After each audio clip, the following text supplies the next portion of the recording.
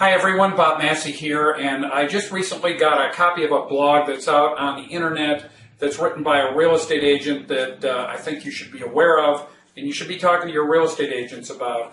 It talks about short sale fraud, and it really leaves a very confusing message, and it is a mixture of messages within it. First of all, what it talks about is a transaction that's pretty common where someone owes $150,000 on a property.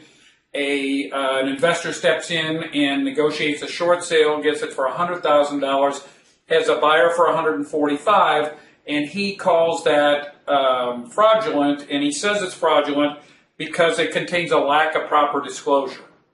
Okay, he even attaches an opinion and a discussion from the FBI about mortgage fraud that talks about short sales and talks about straw buyers.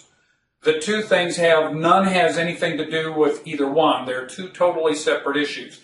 First of all, on the first point, and that is the proper disclosure, I want to make sure that you know that you are using the right verbiage, and I'm going to read some of it for you to make sure that in your contract that you're using, you are properly disclosing to the seller, to the mortgage company, that is the short-selling mortgage company, exactly what your intentions are with this transaction. So the verbiage should read, seller understands that this transaction is a short sale and is contingent upon acceptance of a short pay offer to current lien holders acceptable to buyer and is contingent upon the relisting of the property with a realtor and finding a third-party buyer to purchase, fund, and successfully close on that sales transaction.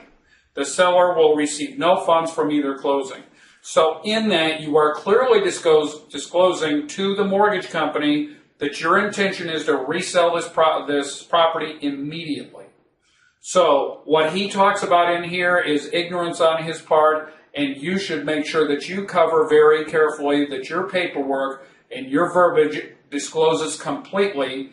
And you also will need to disclose to the buyer, the B2C buyer, that this is a short sale and what's going on with the transaction. So please, make sure you get your paperwork right and that you're covered. When it comes to the straw buyer issue that he has in the FBI mortgage fraud report, has nothing to do with this, and ignore that. But so the message is going out to real estate agents, and they're starting to get concerned about investors who will be talking to them about doing what we do.